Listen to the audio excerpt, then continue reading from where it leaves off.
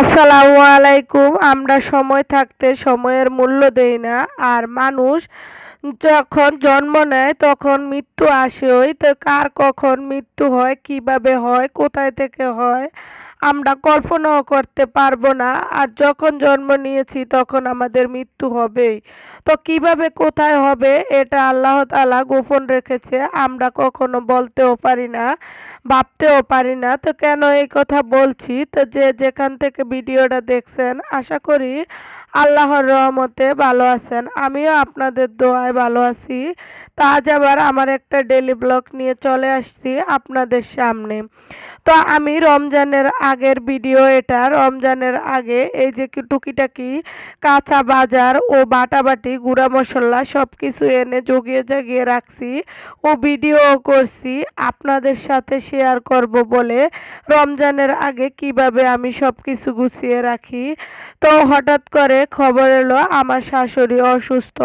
তা আমরা গ্রামে চলে গেছি। তো আমার শাশুড়ি তো মৃত্যুবরণ করছে, এই কারণে মোবাইলও হাতে নেই না আর ভিডিও করা হয় না, দেওয়া হয় না। তারপরে তো মানে আসলাম ঢাকায়। আসার পরে তো রমজানের ইগুলা দেওয়া হয়েছে 2 দিন। তো এই ভিডিওটা যে এডিট করা ছিল আমি বলতেও পারি না। এখন আমি ডিলিট করে দিতে চাইছিলাম, তো ভাবছি না যেহেতু এডিট করা আছে তো দিয়েই দেই, আমার বন্ধুদের সাথে শেয়ার করি এবং দেখাই যে আমি কিভাবে রমজানের আগে ভিডিওগুলা এডিট করে এবং সব কিছু গুছিয়ে গাছিয়ে শেয়ার করি।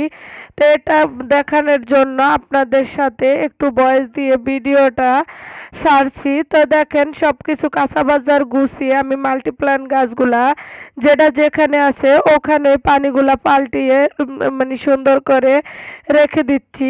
আর বিকালবেলা কি কি করব তাও শেয়ার করব। তো আমরা যে কি কখন যে কোথায় কিভাবে মানে মৃত্যুবরণ করে এই কারণে বলছি জানি না। যেমন আমাদের সব কিছু আমরা মানে আয়োজন করতেছি আমার শাশুড়ির যে এইভাবে খবর আসবো আমরা ভাবতেও পারি না। তারপরে চলে গেলাম গ্রামে আর আপনাদের সাথে কোনো কিছু শেয়ার করা হয় না। তো এই যে আমি দেখলেন দুপুরে বাটাবাটি সব কিছু করে রেখে দিচ্ছি। আর এখানে জিরার গুঁড়া, ধনিয়ার গুঁড়া, গরম মশলার গুঁড়া আর হলুদের গুঁড়া, মরিচের গুঁড়া, লবণ। কারণ রমজান মাসে কোনো কিছু না পাইলে রোজা রেখে রান্না করতে গেলে বিরক্ত লাগে, এই কারণে।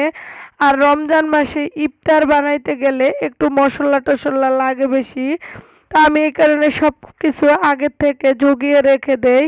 আর এগুলা গরম মশলা, জিরার গুঁড়া, ধনিয়ার গুঁড়া আমি একবার মেল থেকে গুঁড়া করে আনছি। সব কিছুর ফ্লেভার একরকমই লাগছে, এই কারণে আমি এখন ব্লেন্ডারে ঘরেই করে নিই। তো সব কিছু বিকালবেলা গুছিয়ে গাছিয়ে সন্ধ্যার রান্নাটা করে নিলাম। তো আমার আব্বু আমার বাসায় ছিল, তো রান্না বান্না করছি, আমরা খাইছি। সকালবেলা খবর আসছে আর চলে গেছি। তো এগুলা সব কিছুই একটু একটু ছিল, তো এগুলা রেখে আমরা চলে গেছি। তো যদি আপনাদের কাছে ভালো লাগে লাইক কমেন্ট করে শেয়ার